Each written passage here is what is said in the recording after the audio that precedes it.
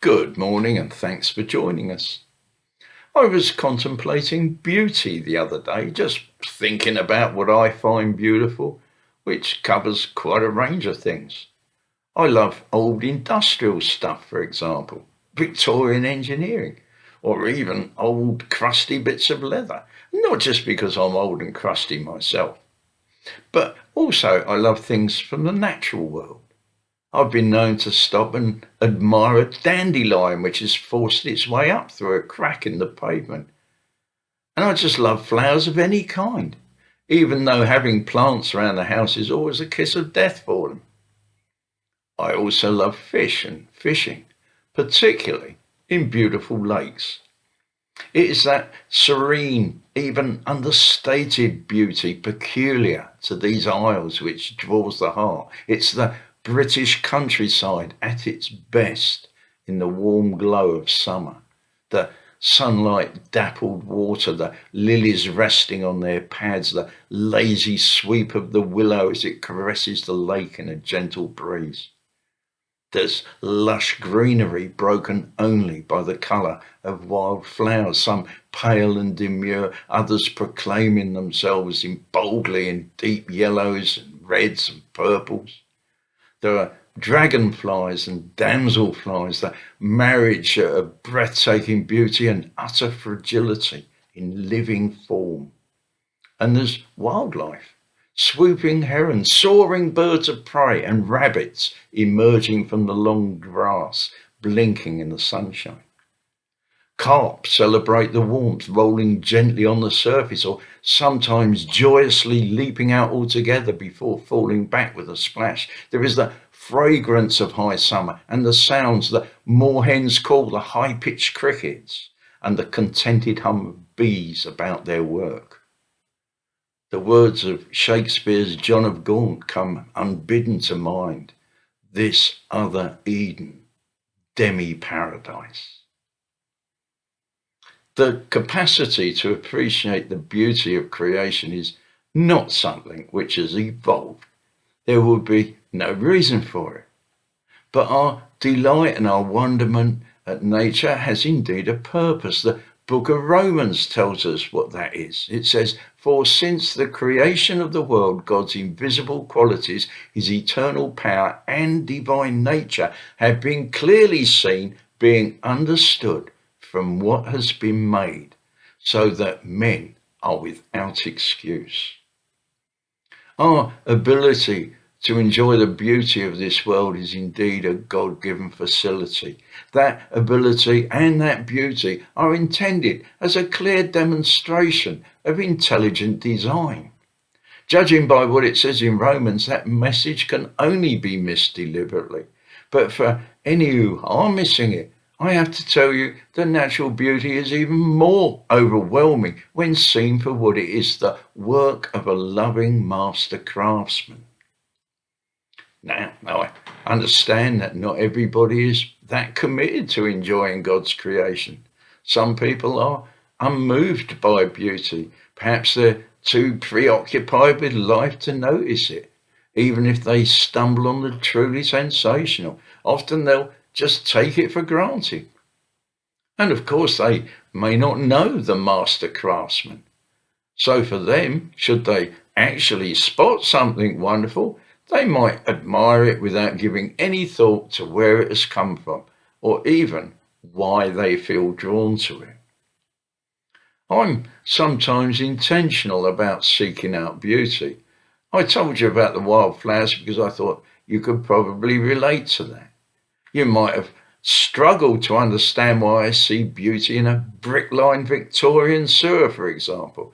But when it comes to the unsurpassed beauty of God's love, which far surpasses the beauty of this world, I am always intentional about seeking out that. I dwell on it. I worship Him for it. And at times I experience it anew. And occasionally I'm overwhelmed by it. And it changes my heart, draws me closer to God, and I love Him even more. It's all just there, waiting for us to take our eyes off this life and turn them towards the one who created it. God bless you.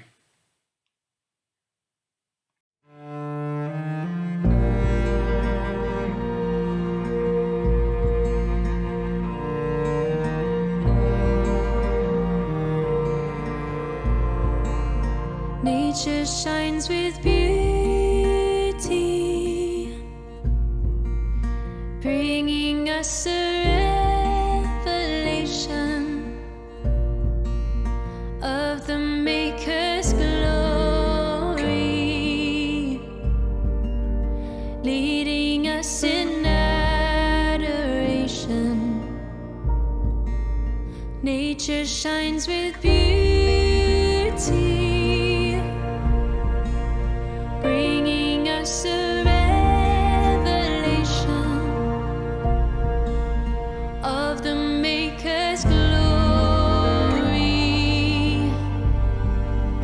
leading us in adoration.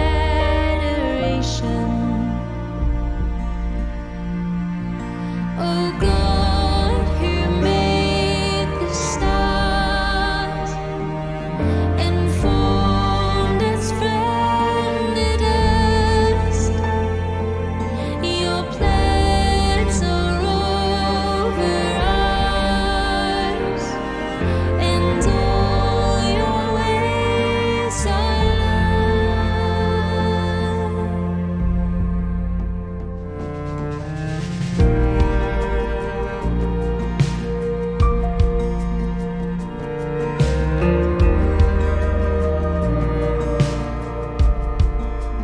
Nature groans in labor, longing for the revelation of the Maker's children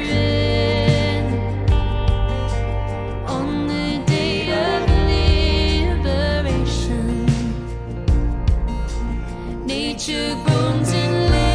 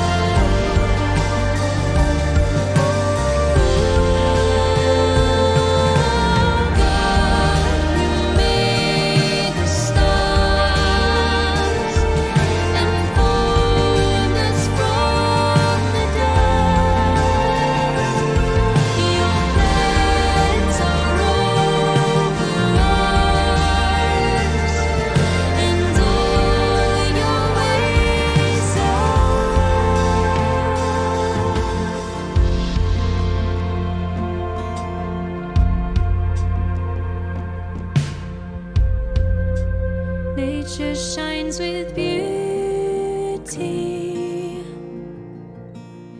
bringing us a revelation